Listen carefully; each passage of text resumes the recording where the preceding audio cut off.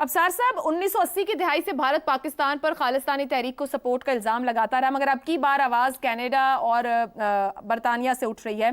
खालिस्तानी तहरीक के अहम मरकज़ नज़र आ रहे हैं, वहाँ से सख्त एहतजाज हो रहा है और ख़ुद भारत भी कह रहा है कि वहाँ पर ऐसे लोग बैठे हैं। क्या भारत के लिए मुमकिन रहेगा मज़ीद इसी तरीके से चलना, या जैसे शहजाद साहब कह रहे हैं कि बस ये कुछ अरसा होगा, ज़ाहिर बात है माशी मफादात हैं, बात फिर पीछे रह जाएगी? ऐसा ही है, ऐसा ही है। देखें, it's the economy, simple is that. Israel की एग्जांपल दी गई, इतना सा इसराइल पूरी दुनिया में, और उसने सारा कुछ किया। उसके साथ क्या कर लिया हमने, या किसी ने भी क्या कर लिया? तो जमाल खशोगी सऊदी अरब का एक डिसिडेंट जर्नलिस्ट था, वाशिंगटन पोस्ट के लिए काम करता था, वाशिंगटन में रहता था, उसको तुर्की में मार दिया। क्या कर लिया सऊदी अरब का? किसी ने भी कुछ नहीं किया। तो देखिए, दुनिया अपने मफादात को मुआशियात की नज़र से देखती है। हमें हर वक्त हम कुछ नहीं कर पाएंगे इसमें, ये जो है ना कि शायद ये तासुर है कि हम शायद कुछ कर पाएंगे, हम कुछ भी नहीं कर पाएंगे, और हमें करना भी नहीं चाहिए। हमें ये भी नहीं सोचना चाहिए कि दुआ करने बैठ जाएंगे या अल्लाह दुश्मन की तोपों में कीड़े पड़े। शायद ये दुआ हमें सिर्फ करनी चाहिए, और ये कर भी सकते हैं, इसके अलावा हम कुछ नहीं कर सकते। और इसकी बुनियादी वजह यह है कि हम अपने दुश्मन खुद हैं, वरना आज ये मौका बुरा नहीं था जो आज इस वक्त इंडिया के ऊपर आया। लेकिन दुनिया इंडिया को एक बहुत बड़ी मार्केट के तौर पे देखती है। इंडिया से इंपोर्ट एक्सपोर्ट पूरी दुनिया को हो रही हैं, और मेजबानी करने खड़ा हुआ है। जिस सी पैक के खिलाफ कल आप जहर उगल रहे थे, चीन और पाकिस्तान आज उसके आगाज की 3री सालगिरह मना रहे हैं। खित्ते की सबसे बड़ी माशी ताकत के वजीर खारजा के साथ पाकिस्तानी नौजवान ये बड़ी अच्छी बात कही आप।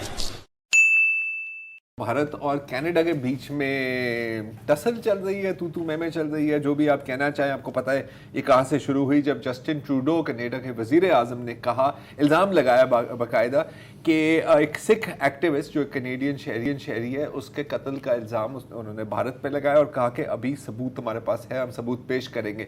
धीरे धीरे इस पर कोई ज़्यादा कोई इतना रिस्पॉन्स नहीं आया मगरबी ममालिक से, और वो शायद इसलिए है क्योंकि एक तो वो कहते हैं कि जी हमें बड़ी फिक्र है, बहुत फिक्र है, आप हमारे भाई हैं ट्रूडो भाई, लेकिन अभी थोड़ी सी चीज़ें को सामने आने दें तो फिर हम देखेंगे। अब तक जस्टिन ट्रूडो का अपना बयान है, और फिर उसके बाद जो डेविड कोहन साहब हैं, मेरा ख्याल है अगर उनका नाम मैं दुरुस्त बोल रहा हूँ, जो अमेरिका के सफ़ीर हैं कनाडा में, उन्होंने भी ये कंफर्म किया कि जी मेन जो इंटेलिजेंस है वो कनाडा ने खुद ही ढूंढी थी। ये इंडियन डिप्लोमेट्स की कम्युनिकेशंस को इंटरसेप्ट किया था, लेकिन कुछ intelligence 5 eyes intelligence sharing network से आई है, जिसमें अमेरिका, यूके, ऑस्ट्रेलिया, न्यूजीलैंड और कनाडा हैं। तो बेसिकली इंग्लिश स्पीकिंग कंट्रीज की इंटेलिजेंस अलायंस। इस वक्त कनाडा को बहुत ज़्यादा सपोर्ट नहीं मिल रही, क्योंकि मेरा ख्याल है कि कनाडा को अब एक एहसास हो गया या होना चाहिए कि सॉफ्ट पावर तो आप में बहुत है, लोग आपकी इज्जत करते हैं, लोग आपका वीज़ा भी चाहते हैं, आपके यहाँ रहना भी चाहते हैं,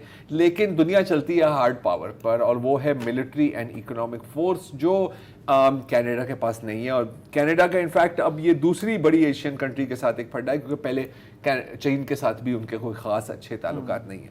बहरहाल ये सब कुछ नेटवर्क चला रही है, वो पाकिस्तान पर दहशतगर्दी के इल्जाम लगा रहा था। गुजरात के कसाई की तर्जुमानी की तनख्वाह लेने वाला बिलावल को दहशतगर्दी की सनत का तर्जुमान कह रहा था। कल के इस सारे वाकये से ना बार बार मेरे जहन में ये मिसाल आ जाती है कि कुत्ते को घी हजम नहीं होता।